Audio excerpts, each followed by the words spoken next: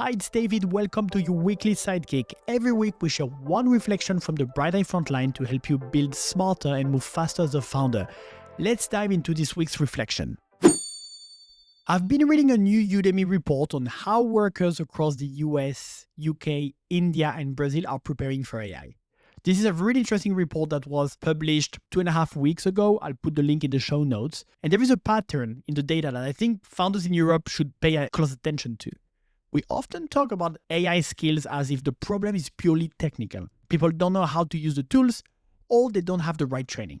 But this report points to something much simpler and much more important, which is most people don't have an accurate view of their own abilities. And I'll repeat that with my lovely French accent just to make sure that it lands. Most people don't have an accurate view of their own abilities. Across all 4 countries, so the US, India, UK, and Brazil, workers rate themselves highly on communication, critical thinking, and teamwork, these human skills. So the skills that matter most when, arguably, using AI well. Managers in the report say the opposite. These are the biggest gaps they see in entry-level talent. And that mismatch explains a lot. If you believe you're already strong on the human side of work, you don't feel any urgency to learn the AI side. So that's the first insight.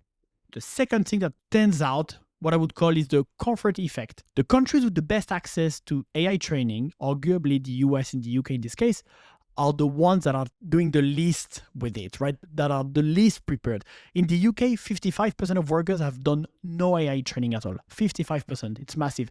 In the US, it's 47%. Meanwhile, India and Brazil, with arguably fewer resources, are moving faster. Not because they are more optimistic, but because they feel the consequences more clearly. And the final interesting insight from the report is psychological.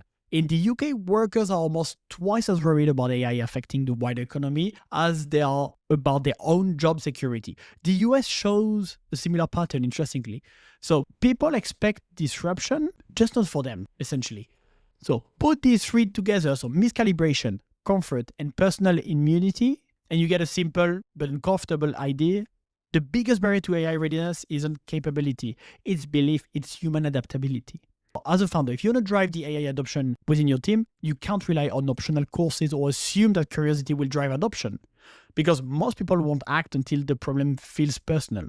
A better starting point is very small, very practical interventions inside real work.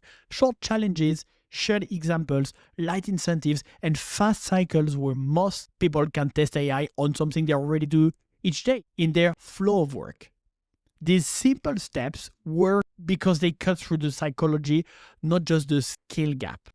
So the action for this week: run a simple calibration test. Pick 3 skills, human skills that we mentioned: communication, critical thinking, teamwork, and ask your team to self-rate. Then ask the direct report, head of managers, to actually rate the same people. Share the gap.